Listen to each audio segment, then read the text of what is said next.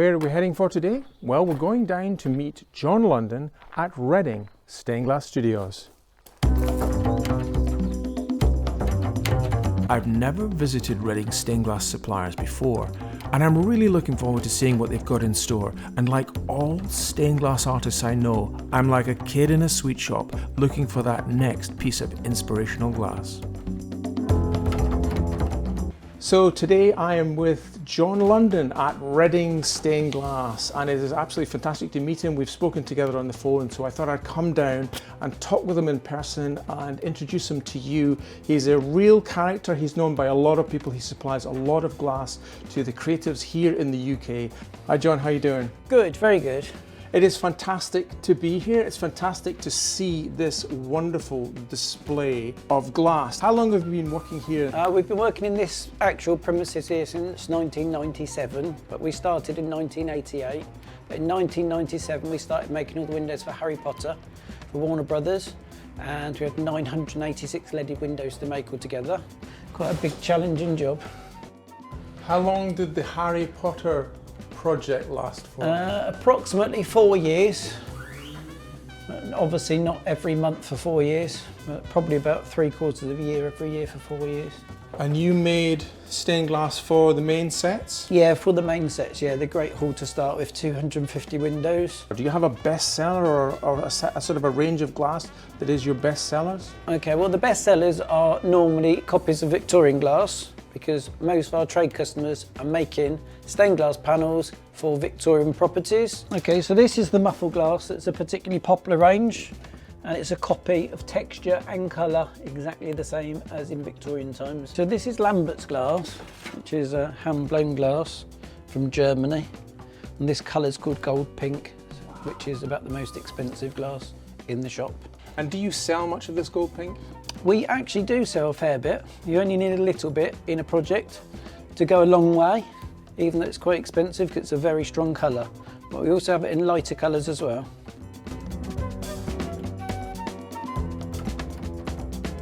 So this is a gradiated red, so it's going from light across the sheet, medium into dark red, which is especially beautiful. And this is again in the Lambert's That's range. in the Lambert's German hand-blown glass. So you've got the soft edges down the sheets. And Derek, I just want to show you this other piece of glass. It's absolutely beautiful. It's a handmade glass made by Tatra in Poland.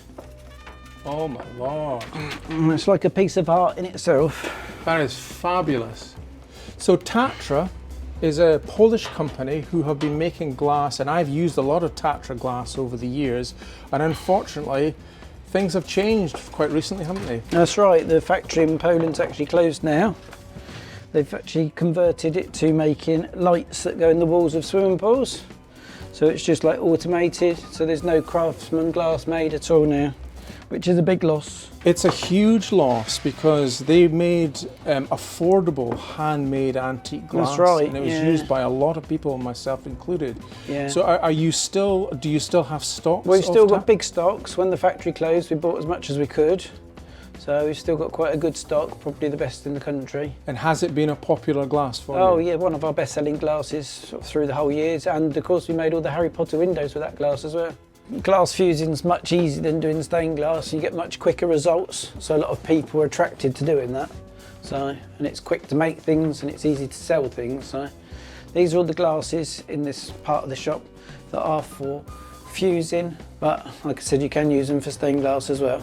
So you've got lots of frits here, a wide range of frits, and tell me about the applications of these then. How are these used, John? Okay, well the frits are used for melting onto a bigger piece of glass to make up the pattern or to create shading. And these are stringers, yes?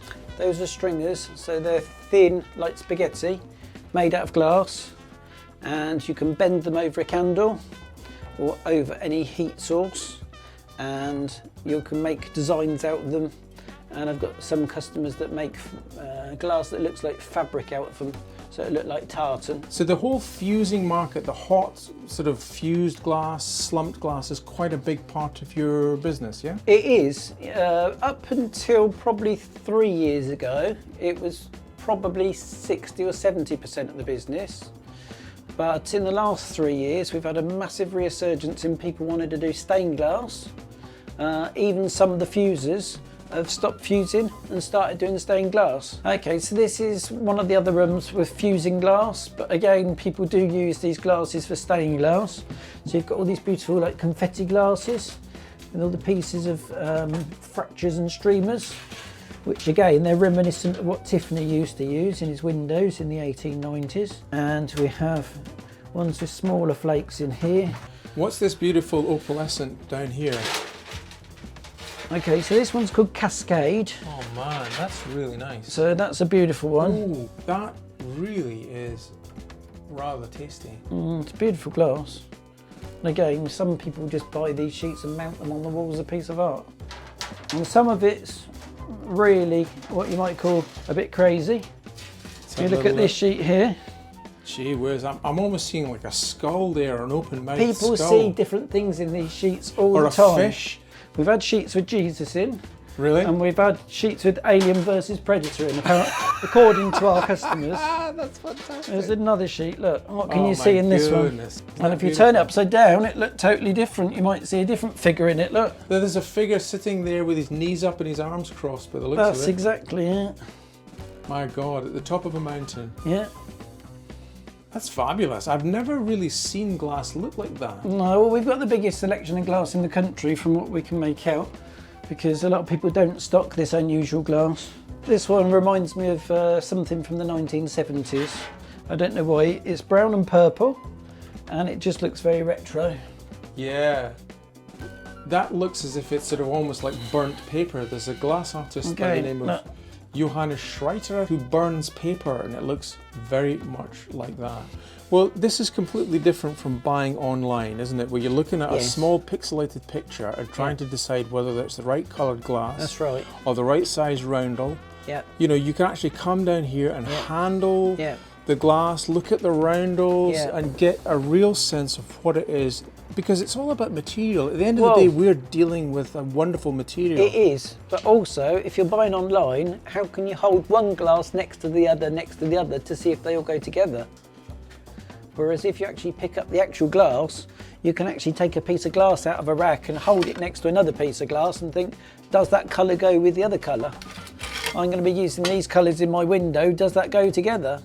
So unless you actually see the actual real glass with the real light coming through it, you're not going to know if you're just buying it online. You might get two pieces arrive and think they go together, and then you put them together and you think, no, it doesn't go. I mean, I'm just like a kid in a sweet shop. I suppose every artist says that to you, but they do. This is how we feel. We come here and it's this Aladdin's cave of colour and texture and sort of, there's things here I've never used I would just love to use. You've got such a range of stuff. So John, this has been absolutely fascinating spending some time with you today. Yeah, I mean, it's been good. You're passionate about glass. You're just looking forward. How are you feeling about the future? We've talked a little bit about the challenges. Are you optimistic about the future? I'm actually very optimistic. All my customers that are actually making stained glass for a living are very, very busy. Probably the busiest they've ever been or known in their lives. Some people even turning work away now. We're investing heavily in glass and all the materials and tools and stuff to keep the prices down,